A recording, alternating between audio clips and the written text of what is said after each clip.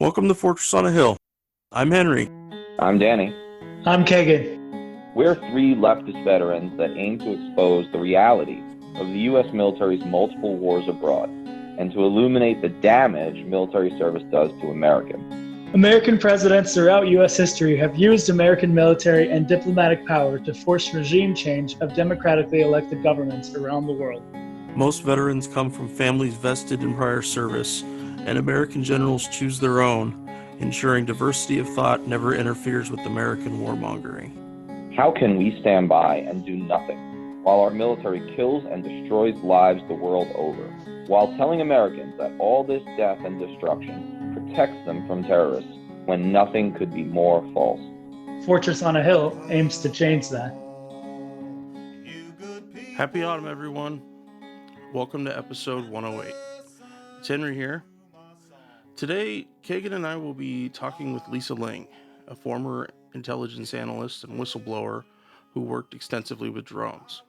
She's one of the subjects of the award-winning documentary National Bird on former drone unit members that included Daniel Hale and several other drone whistleblowers. Now, this particular discussion is a bit light on questions. Lisa and Keagan had my jaw on the floor for a great majority of it. Even after 4 years of doing the podcast, I'm still utterly destroyed by my preconceptions of what American foreign policy should look like. Please do take a listen to an episode of Primary Sources podcast as Lisa, Keagan, Sean Westmoreland, and host Chip Gibbons discuss drone warfare in depth, along with a breakdown of the horrific drone strike that punctuated the U.S. departure from Afghanistan. And now, on with the podcast. I'm so glad we get to talk to you because it's nice to talk to somebody who's been on the other side of the chain, so to speak. Because I was working at NSA Georgia doing missions in Yemen and Somalia, so it's interesting to talk to somebody else who's been a part of the program. I know. When I read that about you, I was like, damn, a droney. So, when you heard the highest officer in the land say that we, basically did the same thing we do for all missions, right? What did you think? It pissed me off. And I was working at the same time Daniel Hale was from 2009 to 2013. So yeah, I was there too. It's just so, it was frustrating every day. And like a lot of what Daniel said really hit me. Yeah. I mean, basically, General Miley said that we went through the same level of rigor that was done for years. I don't just, not at all. And we still don't know who the hell we blow up.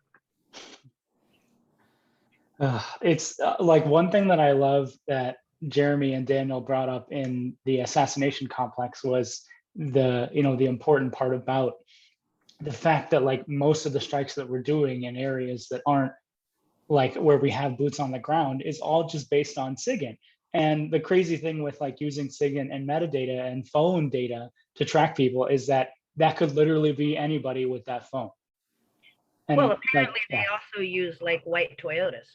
Yeah. Yeah.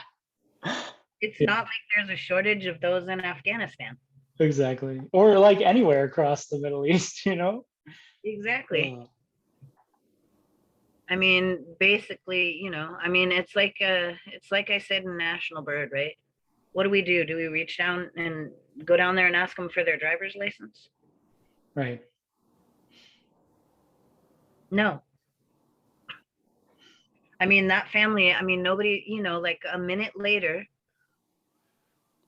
we're not talking about the family that, imagine being a parent and having to go pick the pieces of your child off the ground. Yep. And imagine that being the norm in your country.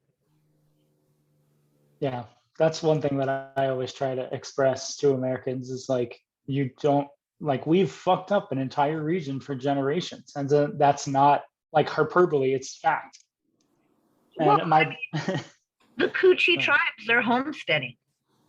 Like these are like Afghans and others who have been wandering as nomads since the days of Jesus. And now they're homesteading. Right. I mean, that is a significant historical impact right there. And the other thing is people think that drones, that it only matters when they strike. No, it's terror, because you've got this thing flying over your head and nobody's immune. Yep. We've grown up doctors, teachers, infants. Nobody is immune to a strike. And you don't know when it's going to happen. So you could be a child sitting outside gardening with your mother. And the minute you turn and look left at your mother again, she could be in pieces. And that's literally what we've done to the entire region. Yeah. And that's what was so frustrating for me, to see like the fact that everybody is sitting there cheering and like high-fiving each other after we do a strike. And I couldn't help but think about like what's going on to the people on the ground. How does this make the neighborhood feel? Like, is this actually doing anything? And nobody ever gives a shit about those questions, because to them it's all just about the mission. Well, no, I mean, it's not only just about the mission, but we can't forget the historical tropes, right? They're uncivilized. Yeah. The desensitization and the dehumanization. Yeah, we default to these tropes that are made. And I mean, it's sad. It's incredibly sad. So, I mean, the names that we called them, well, I won't say we because I didn't, Right. But I did participate in the program. But the other thing that people don't understand is that until you get to the other side of that secret wall, you don't know what you're getting into. Mm-hmm. I mean, I wasn't a young kid when I ended up there, and I honestly didn't know what was on the other side of that wall. And I mean, to me, it was once again going to be playing with computer equipment.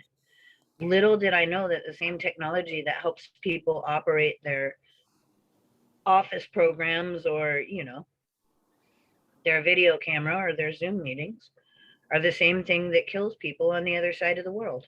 Like, who saw that coming? I didn't. Right. Yeah, no, I feel the same way. I just I went into the job I was doing in the Navy, and I was like, oh, okay, like I guess I'm gonna be doing stuff with like geography and maps. And then it's like, I mean, because they can't tell you that much when you're starting. And then even when you're in school, you just learn a little bit, but like you don't really learn until you start getting to the command and doing the work. And then it's like, whoa, like you really get to see the scope of everything. Yeah, and then there's these things that people don't understand or realize about called stop loss. Yes. And so basically, I was stop lost. Yeah, Henry has lots of experience with that. I mean, a lot of us have a lot of experience with stop loss. A lot of people, especially like in the anti-war movement, will say that, we decided to join up. Well, yeah, there are several things that I decided and that I thought about before joining. And when I joined the Army. And I thought, what is the least aggressive position I could take in the military? And that was a nurse. So I joined up as a medic and eventually became a nurse. And when they found out I had technical skills, and basically, I just wanted to help people. I didn't have bad motives. Like, I wanted to be able to afford rent and things in my life. And so I joined up as a nurse and had some really cool deployments as a nurse where I actually got to help people. And then, they found out that I was technically inclined, and that's where I ended up. But that's not, that's not the typical thing that happens. But at the time I joined, they were leaving old technology like banyan vines and for newer technology. The internet, basically. So, yeah. And I'm still I'm still just floored. It's like there's an entire well-funded news media that's 24/7 in the United States, and the highest ranking United States military officer in the United States told the entire world that we went through the same level of rigor that we've done for years. And then it's now called a mistake. and I'm sorry, a drone strike carried out by the numbers as the world just happened to be watching isn't a mistake. It's a design pattern. Yep. There's a process that just repeats itself over and over and over again. And it's not like an accident. It's become a machine at this point. And that's the frustrating and scary part, is that we've turned the military and operations into like a corporation where it's all about the product. Like, what's the end result? Doesn't matter. Just keep doing it, keep doing it, keep doing it. And that's why no one ever questions what the defense budget is. And no one ever questions why we keep spending all this money on this program and all this crap just to keep making these war profiteers money. And it's just disgusting. Isn't it? I mean, do we even have collateral damage anymore, or are they externalities? It's so easy to get written up as something else, you know, and that's, I mean, we talk about this a lot on the pod, just the idea that like what happens is what is written up, and when what your team is willing to say happened.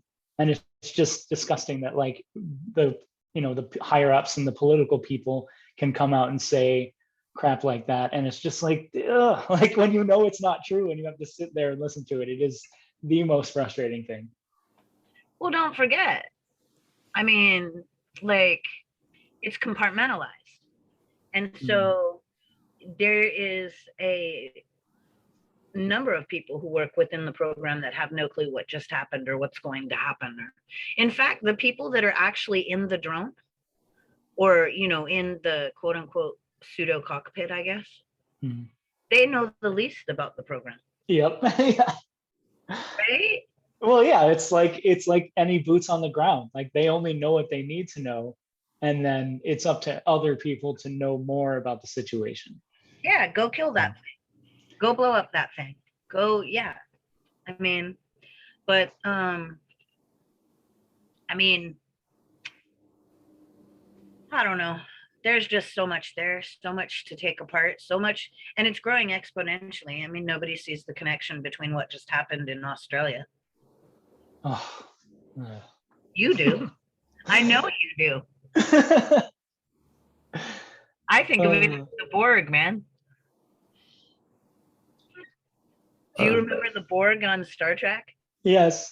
The simulation. Does it fit? I mean, and then you have to think of the people that have been in the drone program, right? Like Reality Winner, she was in the drone program. Daniel Hale, he was in the drone program. I mean, why are people, people just keep saying that you can't, like, you can't talk about or, you know, pass papers or do any of those things. But what people don't understand is, I mean, so basically what Daniel shared was that 90% of those killed by drone strikes were not the intended targets. And again, with that well-funded news media that we have, and people being killed multiple times, why I'm not seeing that on television or, you know, in the mainstream is just beyond me.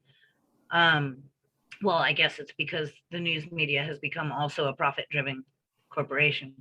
But I mean, basically, the public has the right to know what's being done in our name overseas. And I mean, the drone program is insane.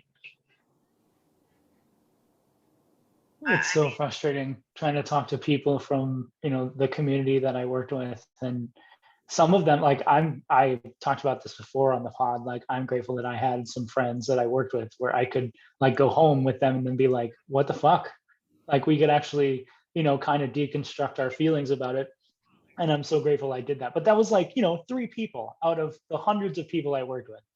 And everybody else is just like, oh, it's classified. We shouldn't talk about this. And I'm just like, no, fuck, we should talk about this. Like, this is absolutely the stuff we need to talk about, because we're killing people in the name of some bullshit idea that we're making the world safer.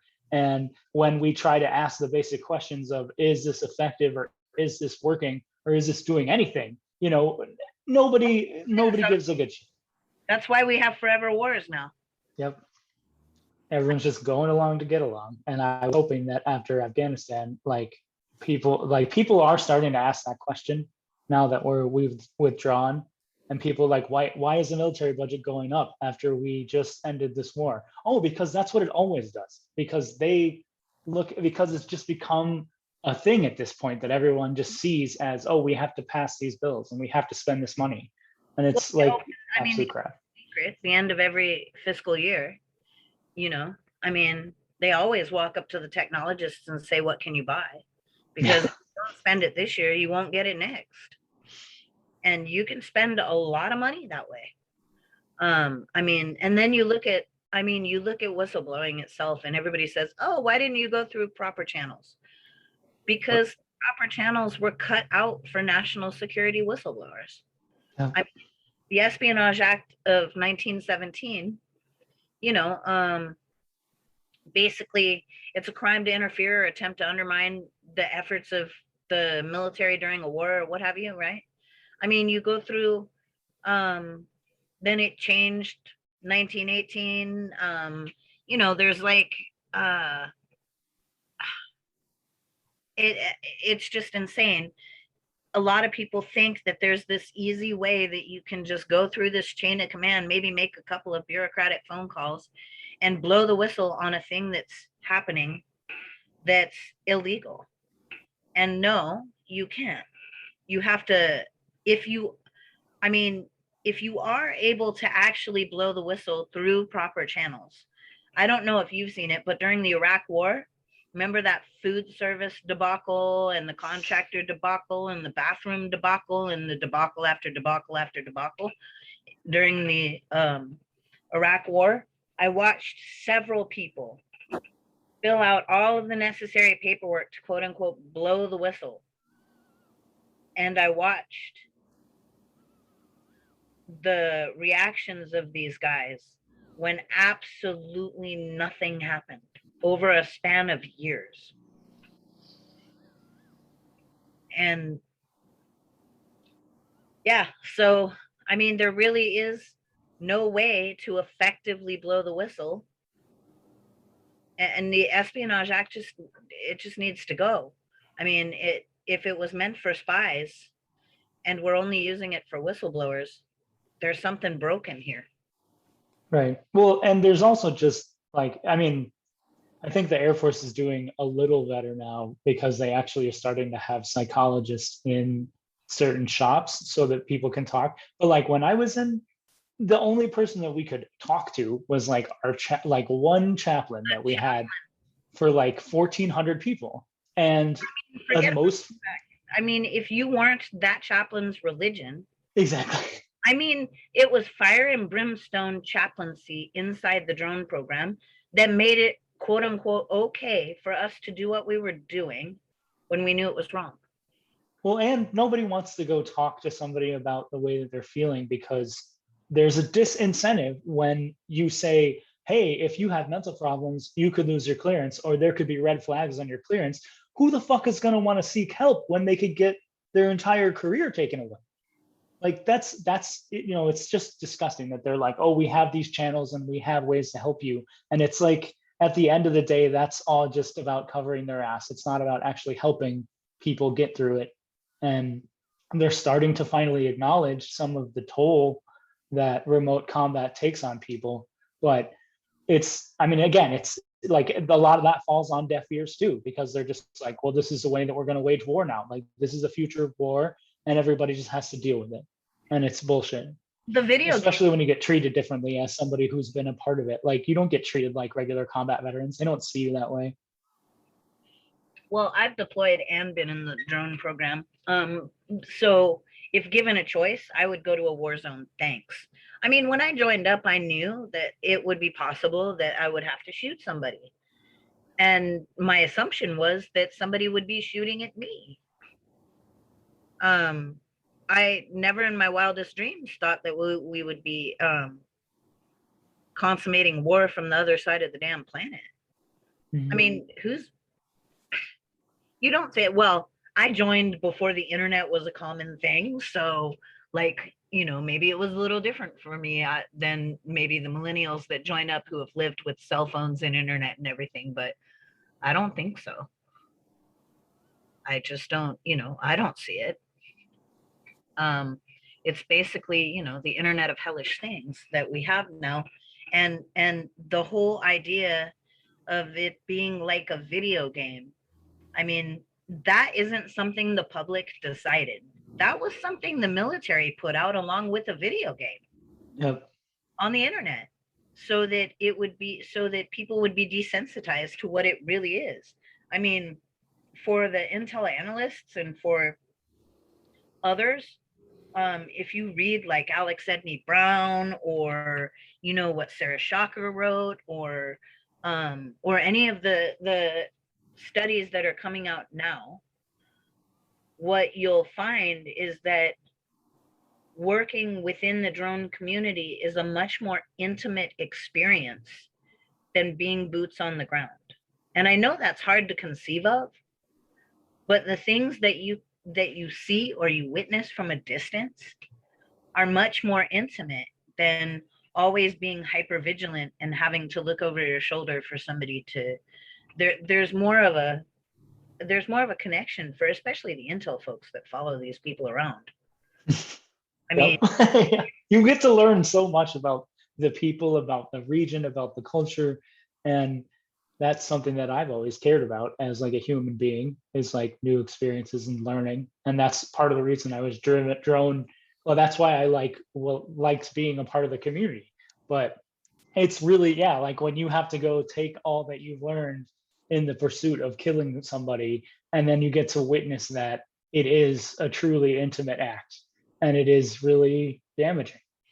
And the other thing about it is that you would think that after 20 years of war in a country that the higher ups would actually call people by their right name. They are not Afghanis. Afghani was the currency that I spent while I was there. They are Afghans. Mm-hmm. After 20 years, we should be able to at least, if nothing else, get that right. I mean, come on, really? It just drives me freaking nuts to hear, I mean, it's crazy. I mean, and how you can't, it's very difficult. Like, I mean, all of us in the drone program that I know anyway, that have a conscience, that participated in that kind of thing, that left the Air Force, became very outspoken and very, I would say, obsessed with the idea of right and wrong. I mean, and that's supposedly part of what they call complex PTSD or what have you. But if you look at the people who've come out over the past, decade or so, all of them have touched this program in one way or another. Yeah. I mean, if you think about it for a minute, all of them have touched it. Reality Winner, Daniel Hale, Edward Snowden, Thomas Drake. I guess John Kiriakou saw it from the other end. Mm-hmm. I mean, and you go on, and they've all touched this devastating program and opted to speak out despite the risks. So to me, that tells me that there's something innately wrong with the program itself. And this whole thing about the military wanting to not have service members have PTSD or have moral injury. If you want to stop moral injury, stop having soldiers do immoral acts. Defending yourself is not an immoral act. Yeah, they don't want to acknowledge that, though. I mean, if the military was going to acknowledge moral injury, they would have to acknowledge just how damaging just being in the military is. And they don't want to do that because that will hurt their retention and the morale, which has already taken a huge beating. But, they don't want to acknowledge any of that. See, I disagree. They acknowledge that PTSD exists. They acknowledge that moral injury exists. The DoD does not. Yeah. What do you mean it doesn't? Officially, the DoD does not recognize the concept or the idea of moral injury, whereas the VA does. They actually, train their personnel there to actually talk about it and understand it and consider it to be a valid thing. Damn, I did not realize that. Yeah, I can't remember where I read that, but I saw that and I was like, oh my fucking god, you guys are they're either evilly brilliant or maliciously retarded. But No, I mean it's how institutions think. It's one of the largest institutions in the land. it is beyond massive. That's So why I said that, like, because they don't want to acknowledge it. Because if they did, they would have to acknowledge the damage that just being in the military is No, to a person. you're absolutely right, Kay, that the arrow would start going out at so many different things. You know, do we look at how women are treated in the military? Do we look at how people of color are treated in the military? Do we look at the rights that are taken away by the MPs or CID or I'm just spitballing off the top of my head, but you're right. There could be a million different ways that would end up happening, and you would have people who would simply read, "Oh, moral injury. That's kind of interesting. Why are we doing this then?" Because more people would grab onto it. I'm sure there are lots of people that didn't leak but came close. You know, people that they saw things and they attempted to stomach it in the best way that they could. But if more people understood that their injuries are something that their comrades share, it'll be a lot easier to talk about. well, I mean, handling it in the best way that they could. I'll never forget Jacob George. Jacob George asked like a pretty legit question. He said, "Why are farmers going to Afghanistan and killing farmers?" I mean, That's a pretty deep, damn legitimate question. And to this day, it's not really been answered, has it? nope. That's some good solidarity right there, class solidarity. I mean, there's just so much, and a lot of people. The best way that I don't know about you, but in the drone program where I was, there were 3 suicides while I was there in a 2-year period. In my first 7 months at the command, we had like 7 DUIs and like 3 suicides just in the first 6 months. And then in my entire 3 years at the command, we had like another 4. Ugh.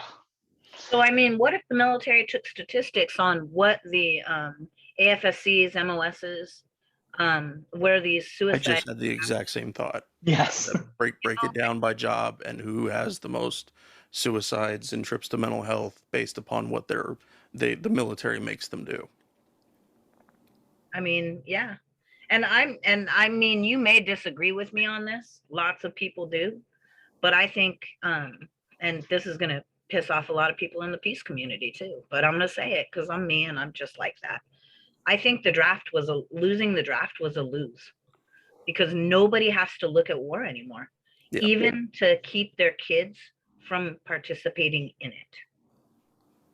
Yeah, we've talked about that. That's something Danny talks about a lot too. It's just like, yeah.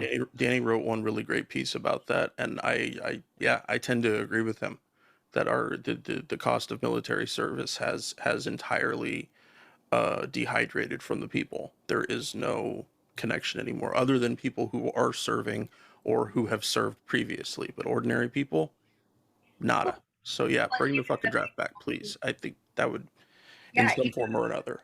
Even the people who served previously. Oh, hold on a minute. Anyway, even the people who served previously and all of that in other wars where they had the draft look down at us because we volunteered. That's so dumb. I mean, even if they don't say so, you can feel it in some of the spaces. Yeah. I mean, you know, I don't know about you, but I wasn't like hop skipping and jumping on a nice sunny day going, I think I'll join the military. No. I mean, I don't believe many people do that. And, you know, I mean, I don't even come from a huge military family. But if you look at the weights and balances, where can you get medical, where can you get like retirement, where can you get college, where can you get a paycheck, a roof over your head, and all of those things? Where can you get it in this country? And the answer is the military. It goes back to farmers murdering farmers. That Yeah. that yeah, that the economic aspects of service have to be acknowledged, and that I think if you really explain that, even to people that aren't anti-war, people that are still, ostensibly pro-military, say that, I worked on a farm my whole life, and then I joined the military, and I went over there to kill farmers, and why would I want to do that? I know how hard that life is. I understand that it's not always, sunshine and rainbows. I think that there would be a lot more empathy in that way if we could get it across to people in that way. But you're absolutely right about the peace movement aspect of the stuff like the draft, that it's going to, that there's a stain that we're, that we were undrafted. But again, where else do you make money? And also is that technology has allowed a very, very, very small military, if you look historically at the size of the US military, to commit a much higher level of violence because of the technology we use, like what we're talking about today. That in terms of how many spec ops teams would be needed to do that same amount of damage to people, even if we put aside all the morals of actually doing it. It would take a huge amount of manpower and training time and funds. Drones are cheaper, infinitely cheaper. You can murder people by the dozen. Well, let me put it this way. There's paper truth and there's reality, right? Sure. And in the military, when you take a look at paper truth, sometimes paper truth is like, how much do you pay the DoD personnel? Mm-hmm. And reality is, how much do you pay the contractors? Are they cheaper? Because everything that we've purchased in the last couple of decades, we've had to bring contractors with us Mm-hmm. to deploy, right? We've had to have contractors. So we're not only purchasing the equipment, but we're purchasing the contractors to mitigate all of the errors. And what comes along with that? Has the military budget actually gone down? Nope. No.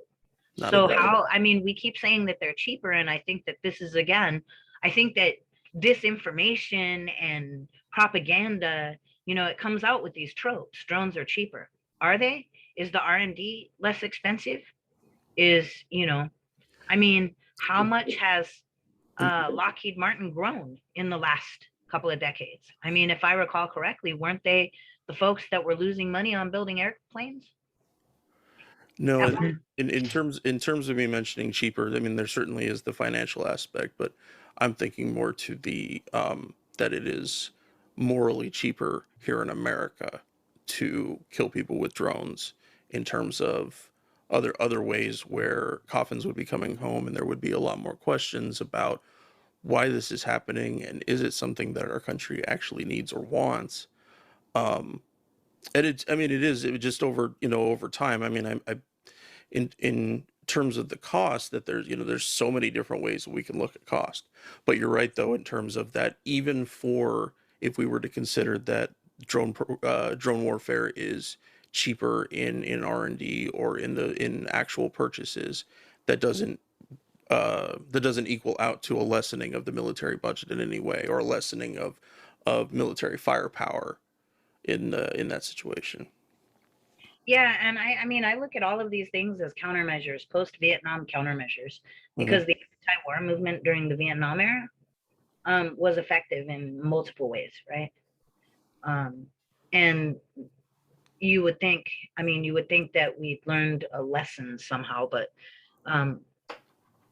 as Americans, we have an incredibly short attention span. I mean, seriously. And I just think that all of these things that separates the anti-war movement, I mean, some of it is definitely by design.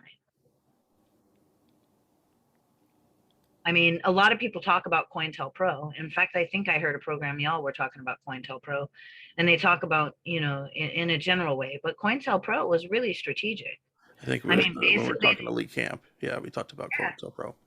they basically took the cream of the crop, the well organized organizers, and at first they started harassing them a little bit, and then they started, harassing them a little more, and then they started taking them off of the board, Yeah. out of play.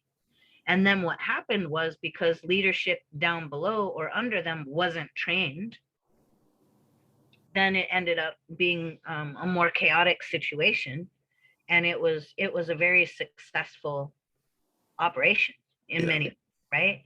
And that hasn't gone away. In fact, the strategic value of just the same thing continues to this day, and we don't talk about it very much. There's no discourse surrounding it. I mean, even talking about drones and video game keyboard warriors and all of that kind of thing, it still segregates us. I mean, why isn't the anti-war movement standing behind the fight for 15ers? If you really want to prevent war, pay people a living wage. Absolutely. I mean, why are, and there's like words they call this in the activist community. I think it's like intersectionality, and it's like, I know where my place is, like in doing what I do.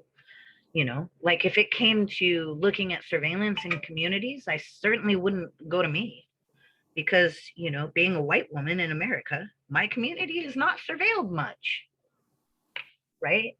So I would go to folks like BLM and say, hey, how can I be helpful?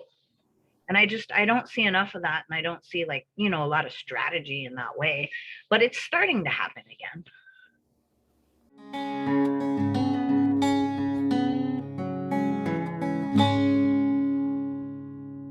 Our podcast is supported in a few different ways. First, there's Patreon, where we're blessed to have an array of wonderful supporters, helping the guys and I pay for some of the podcast's expenses.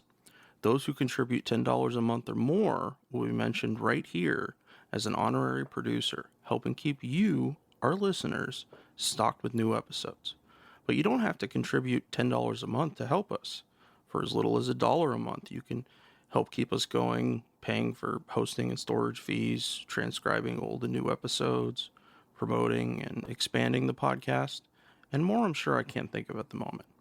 So let's bring out our honorary producers, and they are Will Arens, Fahim Shirazi, James O'Barr, Adam Bellows, Eric Phillips, Paul Appel, Julie Dupree, Thomas Benson, Janet Hansen, Tristan Oliver, Daniel Fleming, Michael Karen, Zach H., Ren Jacob, Howard Reynolds, Why I Am Anti-War Podcast, Scott Spalding, Kenneth Cordasco, Korgoth, and the Status Quo Podcast. Your contributions are wonderfully helpful to us. Thank you so much. However, if Patreon isn't your style, you can contribute directly to us through PayPal at paypal.me/Fortress on a Hill. Or please check out our awesome store on Spreadshirt.com for some great Fortress merch. The link is in the show notes. And now, let's get back to the podcast.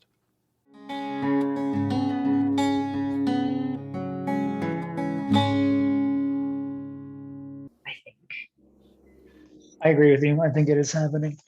I mean, it's like we're siloed, like you said, on purpose, right? Like there's an intention to divide all of us who are fighting against oppression, because that aids the powerful. And so it's hard, but I know it's hard for some veterans to feel like connected with the other communities. But I mean, like we're all connected. Intersectionality is the only way to look at systemic issues, because everything is connected when it comes to people. Like everything is. So we have to look at it through that lens. More so today. Yeah. Oh yeah. Virtually. I mean, yeah. So, but I mean, you look at, like, most people don't know that Reality Winner was in the drone program. She was at where was she? She was at Hawaii before, or Colorado before she was at Georgia? She was in Georgia. Well, working before she for. was in Georgia, because she was there as a contractor, but when she was in the Air Force, wasn't she in? She was somewhere else before there, I think. Yeah, I can't remember where, but there's so many freaking bases now. Right. Well, it's just funny because when we were all talking about her initially, and she was saying, the shop that she worked at and stuff, I was like, shit, I know that shop, like, because we worked in the same building, so Oh, not at you. the same, yeah, not at the same time, because she like, I forget when she started contracting in Georgia, but it was like I left in October of 2013, and I think she had just started like a couple months before or something like that. So you She just hadn't been there very barely long. missed her. Yeah, but it was funny, like it was interesting to me in her statement. She's talking about like her time at Whitelaw and stuff, and I was just like picturing it in my head. I know. I totally get that. I feel like, I don't know. I think her whole situation to me was just the most frustrating because like she got in so much trouble over a single document that ended up helping the fucking investigation. And Ugh. helping the freaking administration that we have today become the administration that we have today. Yes. But but then we can take that into the activist community. And everybody thought that she represented like Russia and war, right? And so the anti-war community didn't want to get behind her, a lot of people. And so really, it was a real struggle because a bunch of like older anti-war movement folks just didn't want to touch the Russia thing. Yeah. I mean, frustrating. I'm just being real because I mean that was like, it was incredibly frustrating. And I just, it's like, again, why are we not working together? I mean, the fact of the matter is that, you can understand that Russia hacks and Russia spies, and we hack and we spy, and freaking Iran, everyone else hacks and spies. I mean, it's just the way statecraft works, right? It doesn't mean that you have to like go to war with them tomorrow. I mean, I think like there's a lot of nuance missing in a lot of these narratives. It's like, again, that safety of being right or wrong, or, virtue signaling, or any of those things. I mean, it's crazy. It's absolutely insane. I mean, I think that we can do better to have strategy and work together and come together on certain things.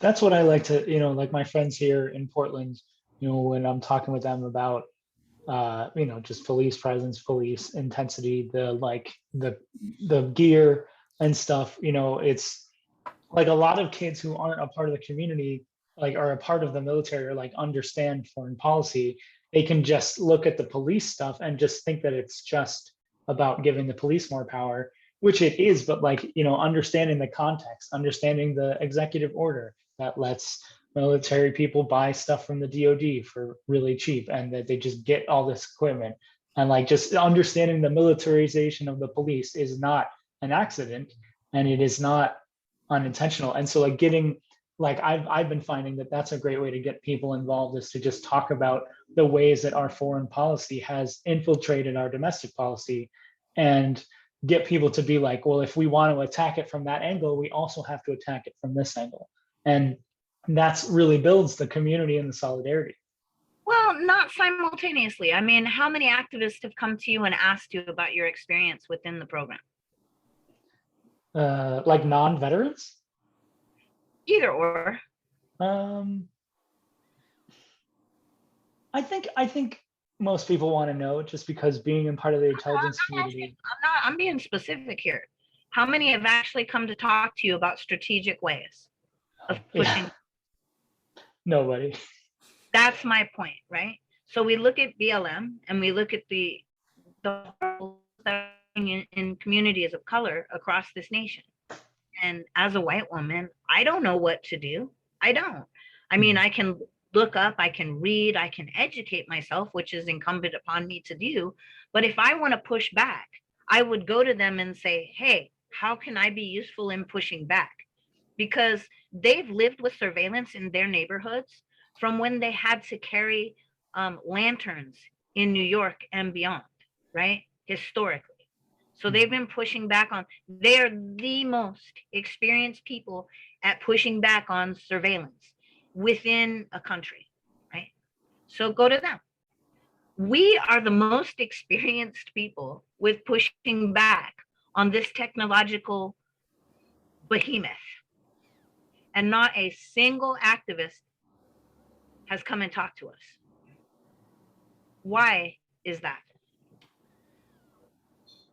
I don't know. Maybe I don't know if there's like a communication issue or if there's a I don't know. I think that people feel like there's a lot more pressing issues, or they feel like the issue at home is No, somehow they're out like, there standing in front of drone bases.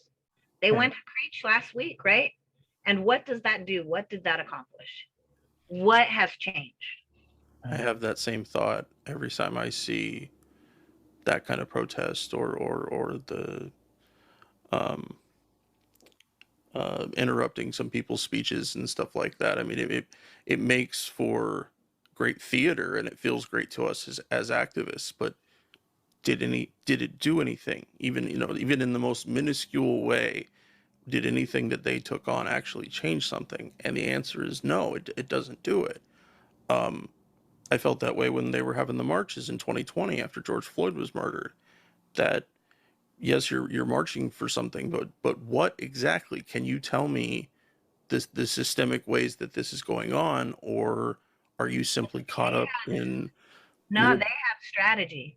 They had people working in that. They had strategy, and they've made some. I mean, just yesterday, they were talking about police reform in the halls of Congress, right? That's huge. That took people working together. That took strategy, right? The folks that were the anti-gun crew, right? What they've got certain things accomplished that are still pushing forward.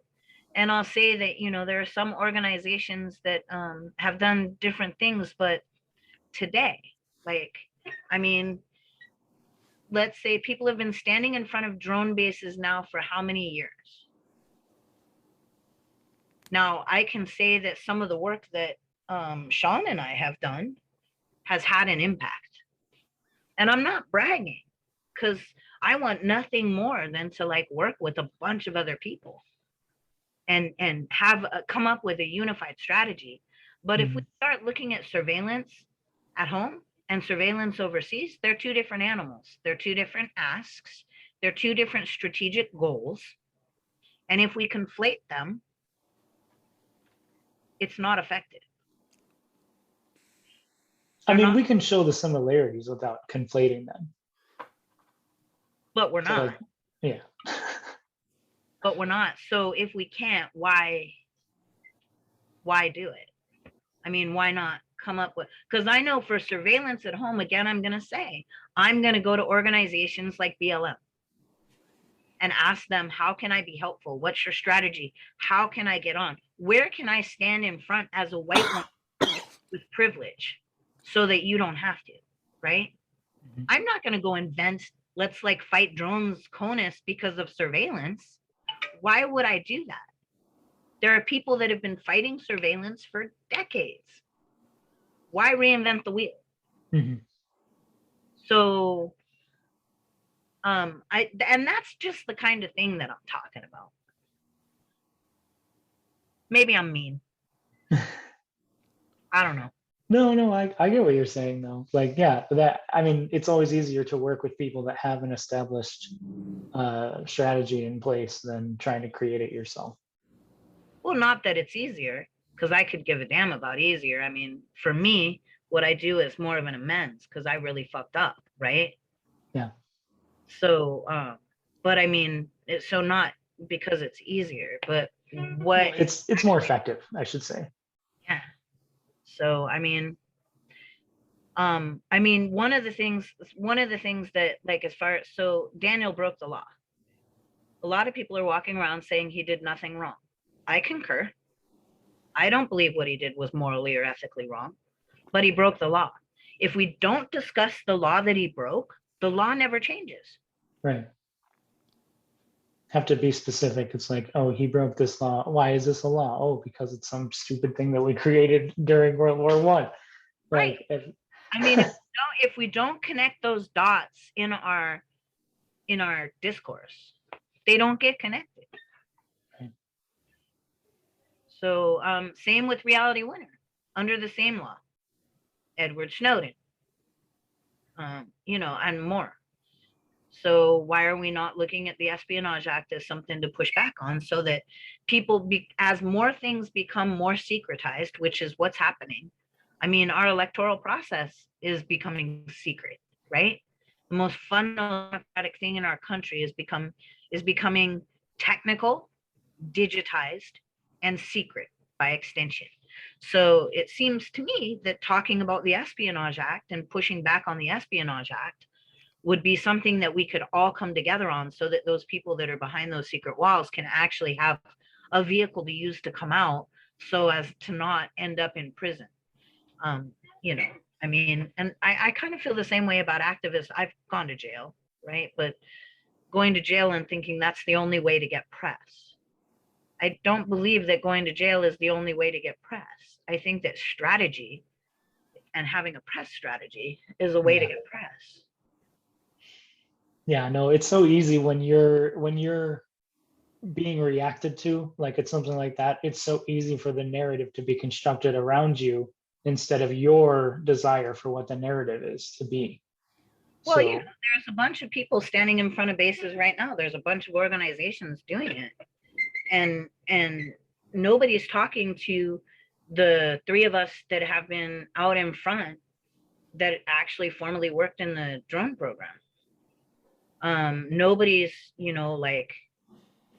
it's great. I mean, I think that there's a lot of organizations that want to see veterans as victims and have us be, props. And I mean, come on, if we are really being real, that occurs.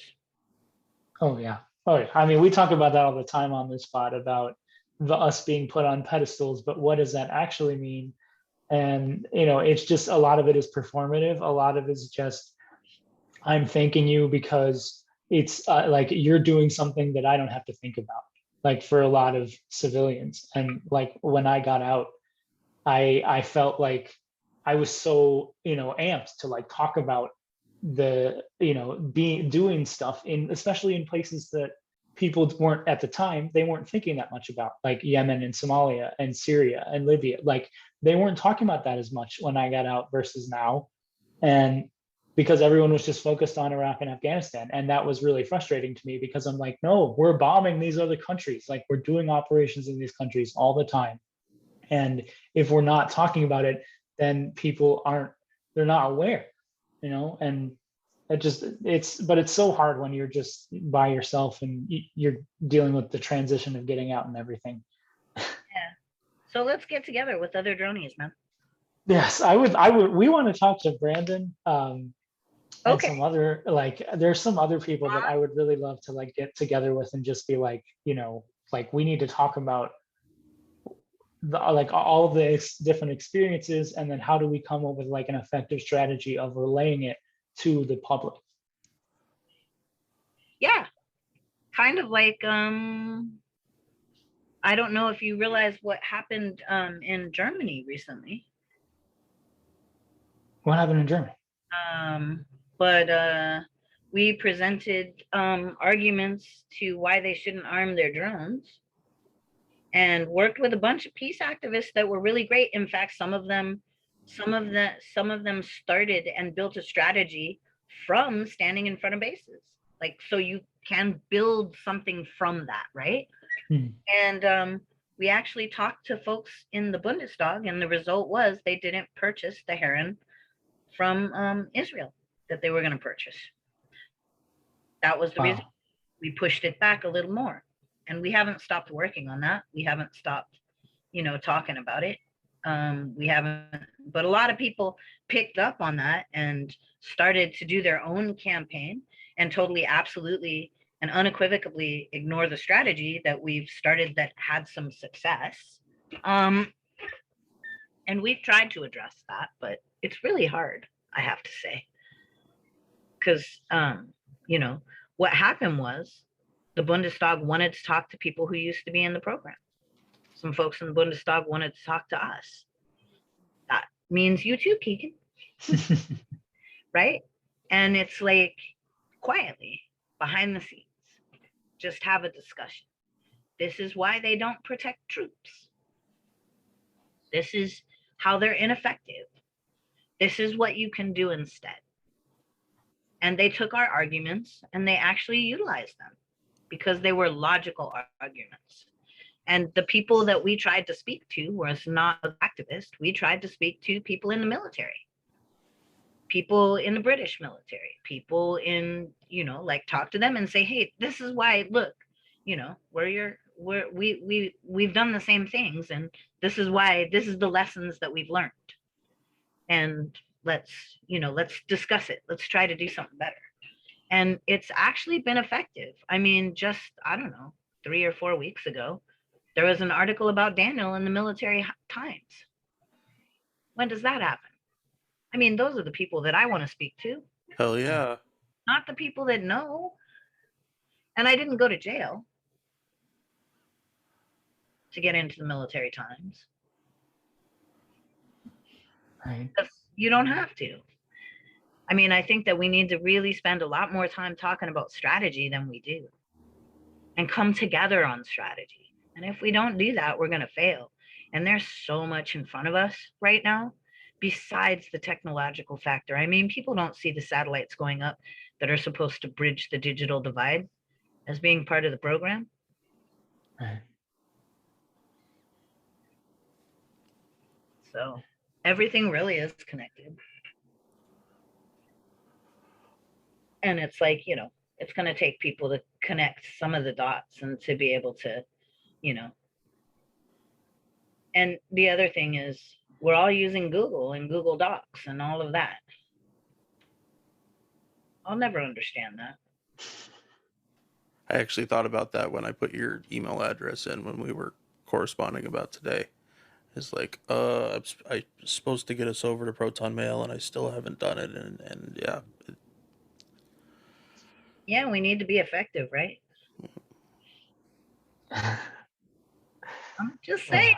I know. No.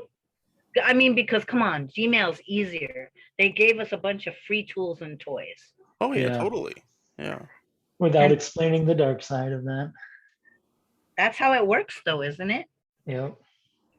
Give us something fun and free, and we'll take it, and we'll run with it. But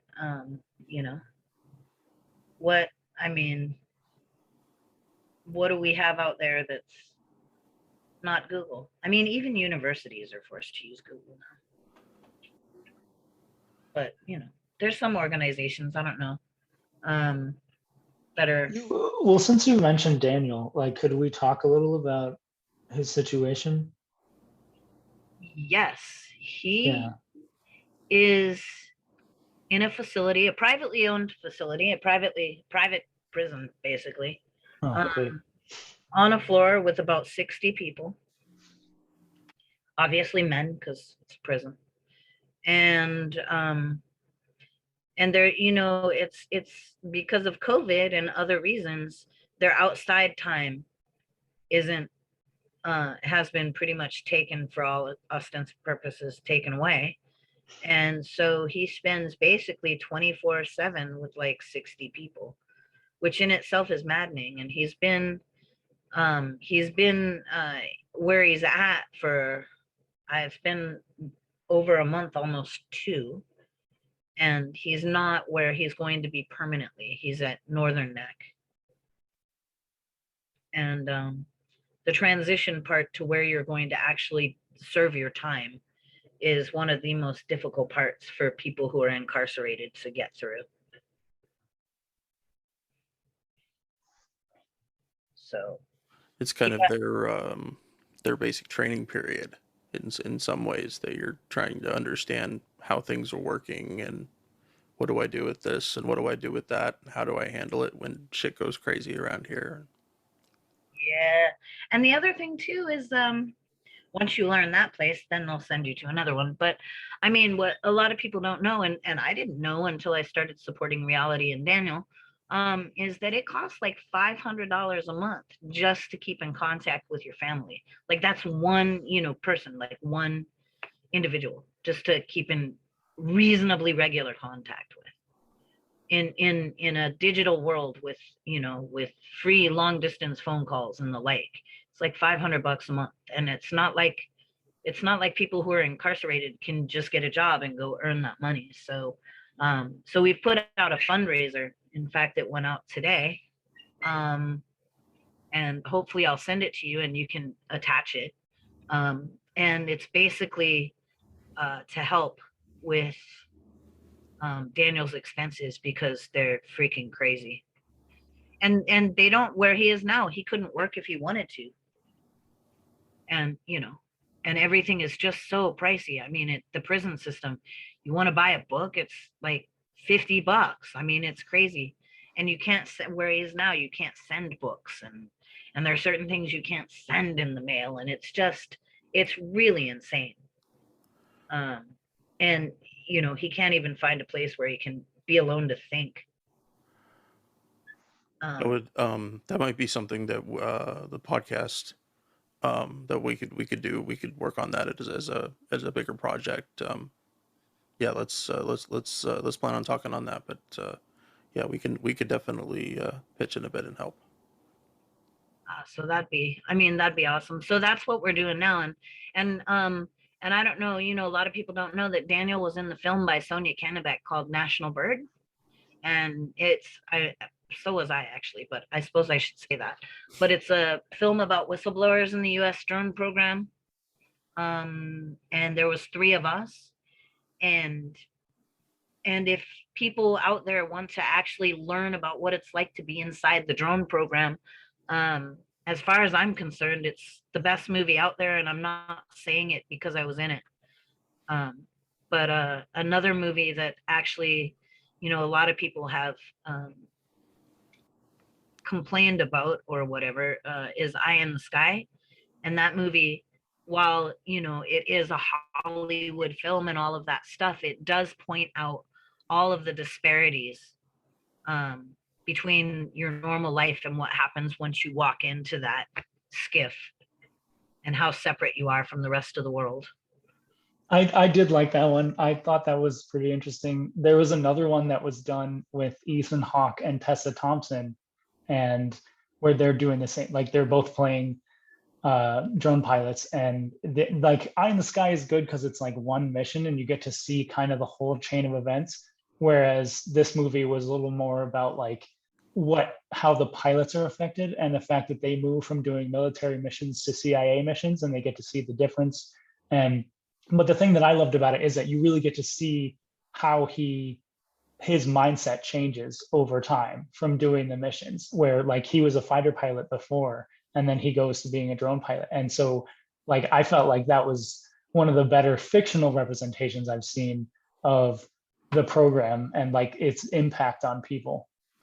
Yeah, and I mean, it actually, yeah, I remember seeing that too, and I thought that watching his mindset change and his framing about what he was doing, and carrying on that trope about how pilots, Top Gun versus drone, it was really, I mean, I learned something watching it. It was really interesting to me.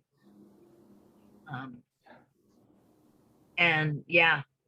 The other thing that Daniel put out there into the world, actually, it was very effective, and it wasn't top secret, was how people ended up on the no-fly list. And so CARE actually did a amicus brief for Daniel, because people they didn't know how to get themselves off of the no-fly list, because they didn't know how they got on.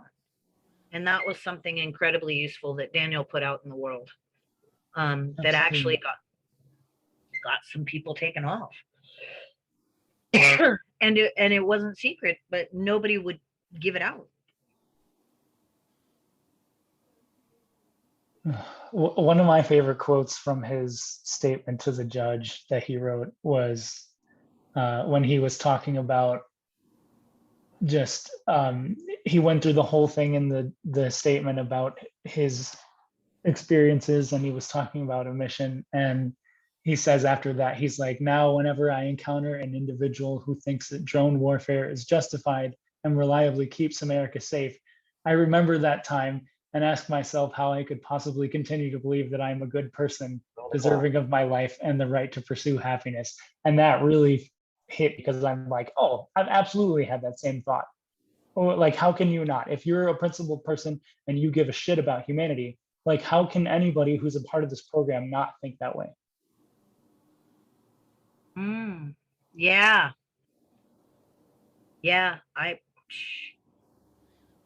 It's just crazy. I mean, it's insane. It's hard to and the other thing about Daniel is so during the Obama administration, they weren't going to go after him. And then I believe it was Jeff Sessions who dug out all of the old cases. And Daniels was included in that and resurrected. And so basically he basically had a sword of Damocles over his head for 7 years. Imagine having that hanging over you for 7 years and not knowing, because the whole espionage thing is that they don't tell the person they're investigating that they're investigating them. You're just like left in limbo. And so imagine the damage that does to a person's psyche. Right. I can imagine you getting paranoid and just like afraid to do anything. I mean, I haven't disclosed any top secret or secret information, and I was paranoid. I mean, and we were harassed, no doubt about it, all of us dronies that stepped forward or whatever, that started talking about it in public. But I mean, yeah, so I couldn't imagine going through that for 7 years. I just couldn't. I mean, yeah. So, but he doesn't have any of those, he doesn't have any of the things that, like, Reality, she got an NDA, and she had things that, like, she's not allowed to talk about, and they pretty much, I mean, as far as whistleblowers go, she got the brunt. And they keep saying that they do this so that other whistleblowers won't come forward. It's supposed to be an example to other people. Right. When has that ever worked? Like, I'm so tired of this stupid punishment mentality, because it's just the same mentality. We have this dumb thing that we think that if we punish enough people, that somehow that's going to dissuade people from doing the right thing. But it never does. It never does. People will always be willing to take the risk if it's worth it. Well, I mean, yeah, like, I mean, how about, like, not doing acts that need the whistle blown? I mean, how about not over classifying everything? I mean, even the Classification Mitigation Act, or however it was called by Obama that came out, they didn't define overclassification.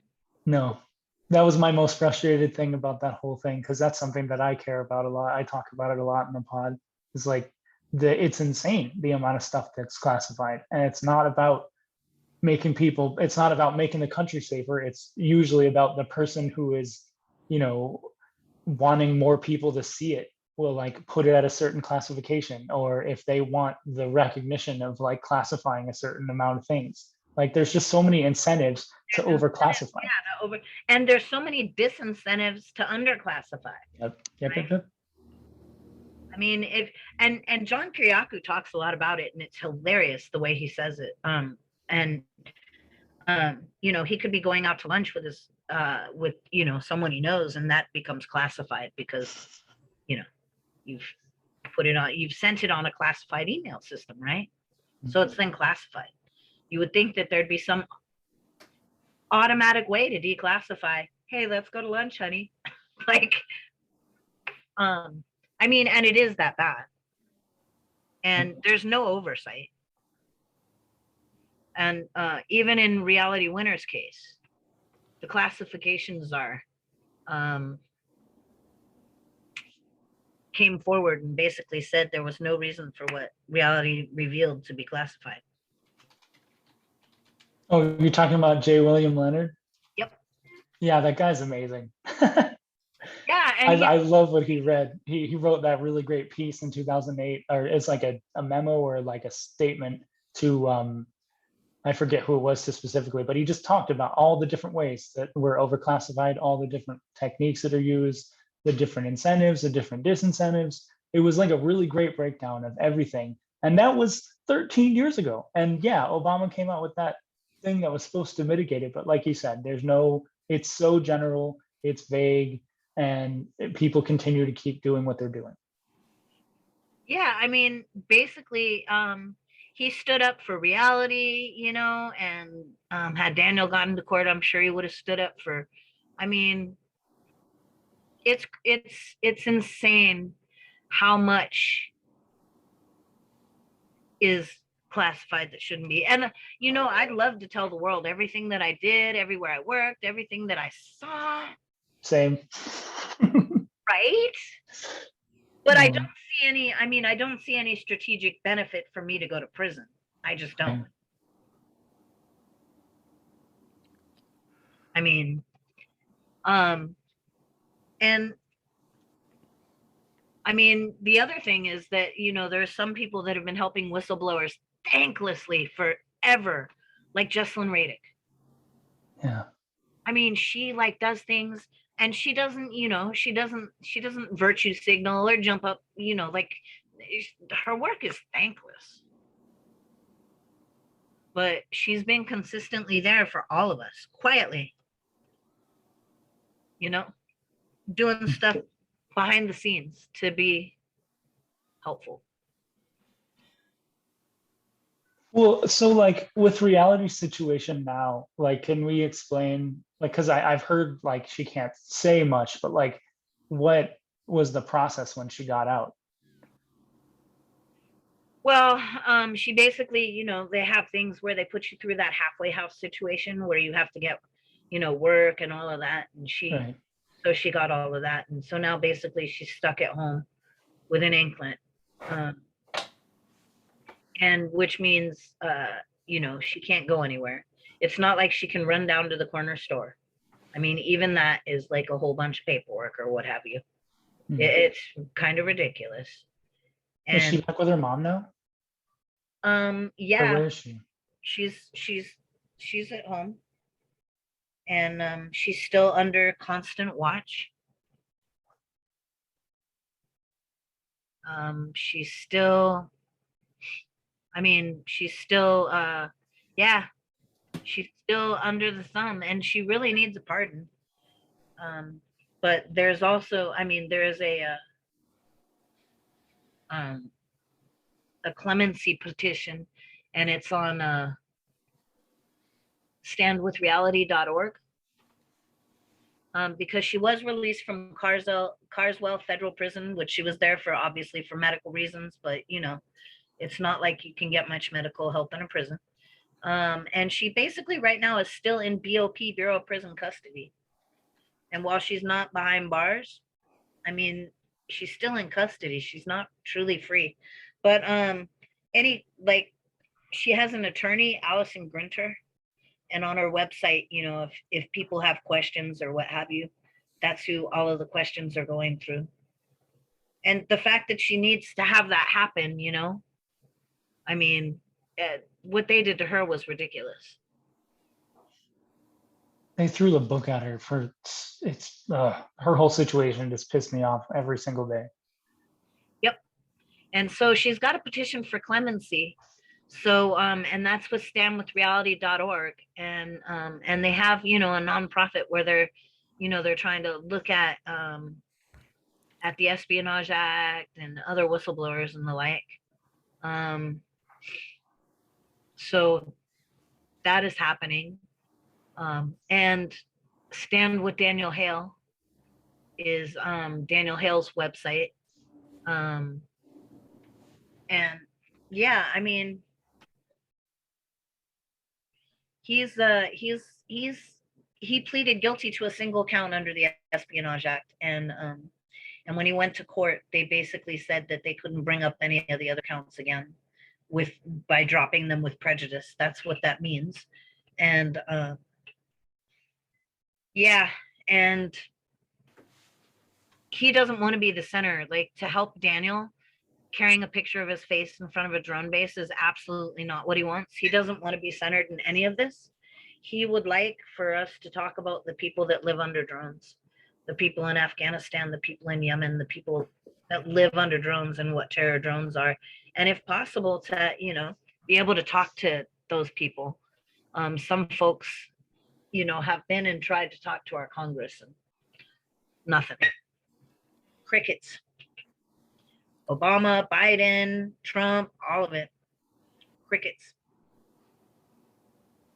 I remember when I was in, and they had the 5 people from Yemen come and speak to Congress, and there was like, it was a couple families, and there was only like a few people in Congress at the meeting, of course, and it was so frustrating. And I just remember when that kid went up there and he was talking about how he used to love the blue skies and he used to love going outside, but now he's afraid of them. And that was one of the things that really started to get me to think more critically about what was going on, like beyond, my own thoughts about it. When you're actually hearing from somebody on the ground who's actually been through it and like been on the other end of the business end of what you've been a part of, it really does change your mindset. And I feel the same way. Like, I would love to be able to go to some of these places at some point. I know it's kind of dangerous, but like, I mean, some of these places that I spent so much time like looking at, and the towns and random places that I, have memorized in my head from looking at them so many times. Like, I would love to be able to go see the people there and meet them and understand what their culture's about. But, yeah, we need to focus on them. I did that when I got out. That was the first thing I did. I just wanted to go to Afghanistan to like walk on the ground. And you know what they asked me? They asked me to tell people, could we just ask us not to drone their innocent civilians? Yeah. That's their ask. They basically said, we understand, we get it, the whole thing about war, but could you please not drone our innocent civilians?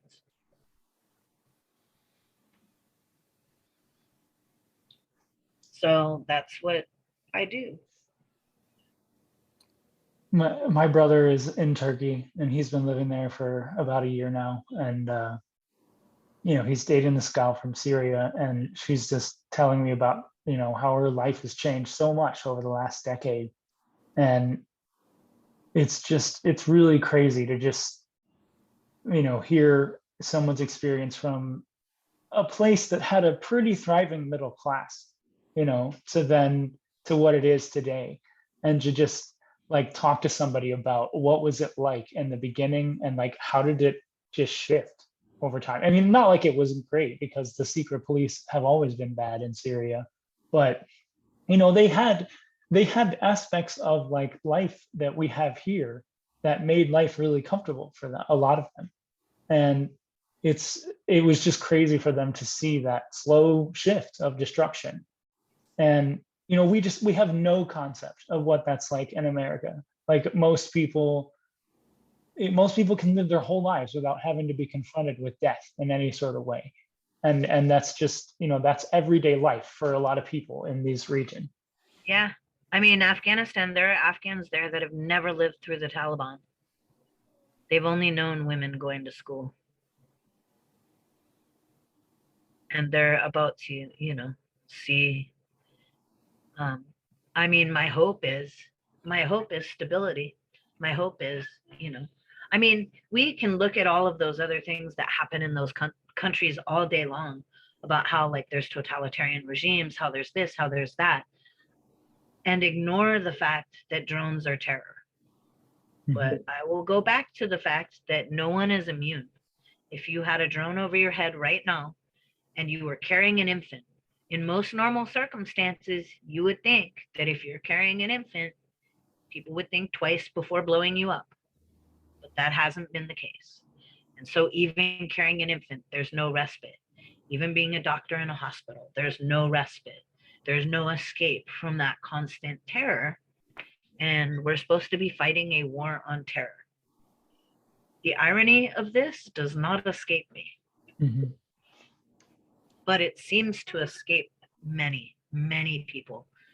And like, so I mean, you know, what I would ask people, since it's probably getting to the end of our little chat here, is that people go to Stand with Daniel, standwithdanielhill.org, and there's a whole bunch of ways that you can help on that website. Defending Rights and Dissent put out something that is basically Stand with Daniel Hill and End the Espionage Act of Use. So if you go to Defending Rights and Dissent, you can find that there, or if you just basically Google Daniel Hill, you can probably find it there. But the most current information on Daniel will be at standwithdanielhill.org, and the most current information about Reality Winner will be stand with on a website called standwithreality.org. And there's a bunch of videos and just where you can find out more information and who's supporting these whistleblowers. Because in reality, Reality Winner will never be free without without some sort of a executive intervention. And it's with her, she actually protected our most fundamental democratic institution, the institution of our vote. And because she went to prison with a felony, she won't be able to vote. So unless she actually gets a pardon at some point, and we know that the president knows who she is. We know that. And he really needs to pardon her. But there's already a petition out there for clemency. And Daniel, we're just hoping that he gets moved to where he's going to do his time soon, so he can settle in and you know, be able to order books, be able to read, and be able to have some sort of connection to the outside world, because right now he can't even get, like, you know, a little AM radio or something to be able to listen to the news or see what's going on outside. So we are definitely hoping for that. Also, if you go on the Stand with Reality site, it'll show where everybody's Twitter is, who is supporting him, and yeah. So How long do you think Daniel is actually going to serve? that's hard to say. I mean, it could be like 3 years.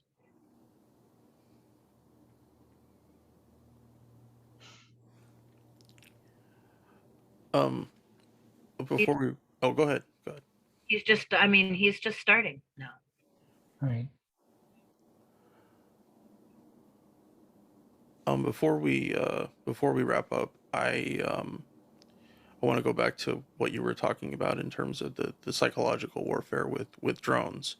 You know, that the U.S., if looking, you know, at the firearms situation, that they don't, you know, that gun owners won't consider suicides their problem. Doesn't matter how many there are. They don't see those two things linked together. But it's about the psychological weight that a weapon or a drone can carry, and not just in terms of what it's doing to the people.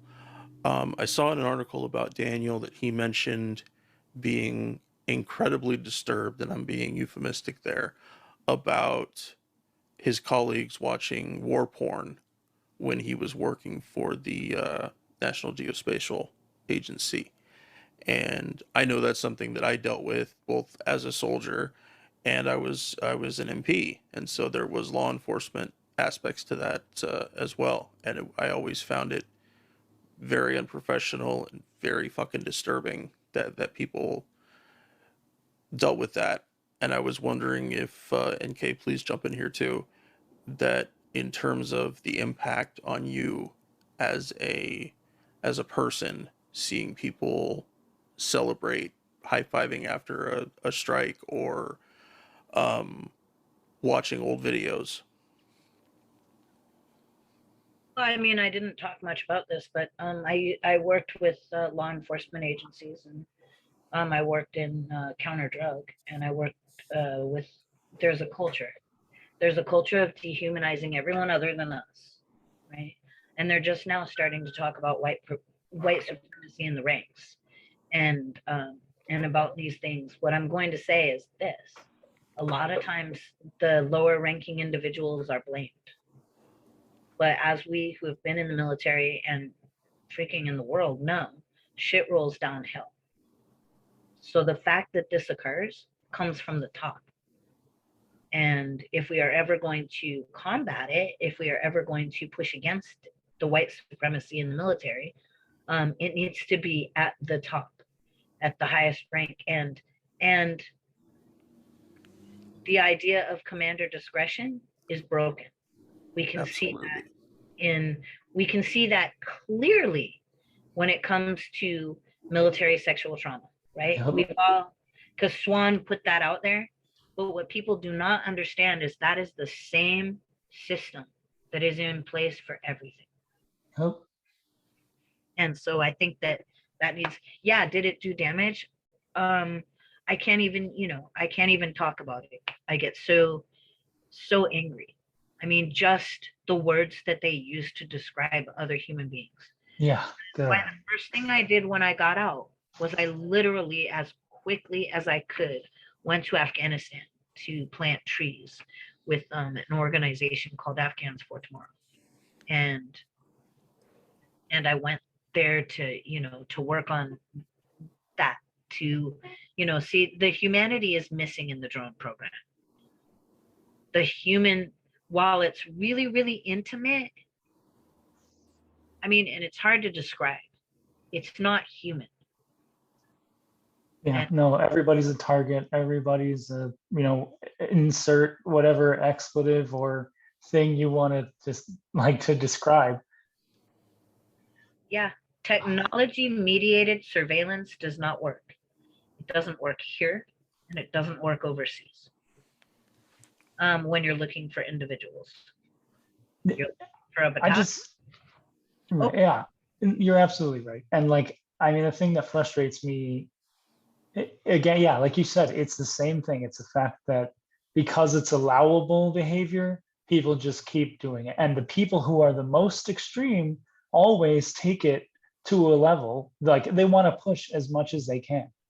And I mean, I work at this local county here in the Portland area, and we just had this hate crime. Like we had a hate crime because an employee came by and sprayed a swastika on the memorial of a Black man who had died in the jail, and he got fired. But I sent an email up the chain because I was like, hey, this person got fired, but the fact that this person did this in the middle of the day with the cameras, in full view of the cameras, means that there was a level of comfort about the way that this person did this, that they didn't think that they were going to get in that much trouble. And so and I was just trying to explain to my superiors, having worked in counterterrorism and seeing violence from non-state actors and from state actors, this is how it escalates, is when you minimize and when you placate, it only makes the extremists more emboldened, because their whole thing is about pushing the envelope. And it's the same thing in the military. What is allowable, and what is allowable becomes normalized, we just keep continuing to go down that path. And if there's nobody that's questioning and saying, hey, is this effective? Are we doing the right thing here? Like, if you're not asking those questions, then it's just going to keep going further down that rabbit hole. Let me throw this out here and push it to everybody who's listening. I'll say again, General Miley, the highest ranking United States military officer in the land, told the entire world that we went through the same level of rigor that we have done for years. In other words, the drone strike that happened in Kabul, that killed a family of 10, including children, was the same level of rigor that they use for every other drone strike and have for years was used. And that's how wrong they got it. And there's a level of comfort happening in this country right now because we are not questioning that. And I think that that is like a good place to, and that is why Daniel did what he did. Absolutely. Well, I think that's a good place for us to wrap it up for today. Lisa, thank you so much for sharing your time and your experiences with us. And I know you and I chatted a little bit about you coming back for an episode 0 recording, and so we'll get that set up when we can. But thank you so much for being here. Is there where can people find your work? Where if people want to follow you on Twitter and such?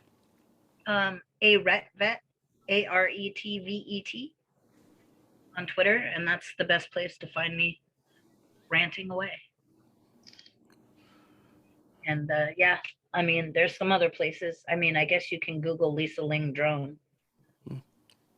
And you said National Bird, right? Definitely. Okay. Sonia Kennebec has put out some amazing films. Sonia also put out another film, The United States versus Reality Winner. And it's an incredible film about yet another whistleblower that I think everybody should watch. So I'll send you the links to all this stuff so you can put it on. I don't know how you guys post, but I'll add all that stuff to the show notes so anybody can who's listening can download and get it right from there. But Lisa, thank you again for being here. It means a lot to us. Thank you for having me.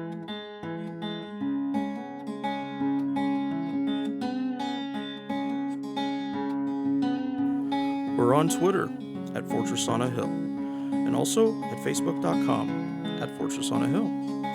You can find our main blog page and our full collection of episodes at www.fortressonahill.com. iTunes, Stitcher, Google Podcasts, Patreon, Spotify. You name it, almost anywhere you listen, we're already waiting for you. And hey, we're always in the market for more Patreon supporters. Please consider becoming a patron at patreon.com. And if you're not into giving us a monthly payment, think about giving us a couple bucks on PayPal. The link is in the show notes. Skepticism is one's best armor. Never forget it. We'll see you next time. And listen to my song. I hope you'll pay attention. I will not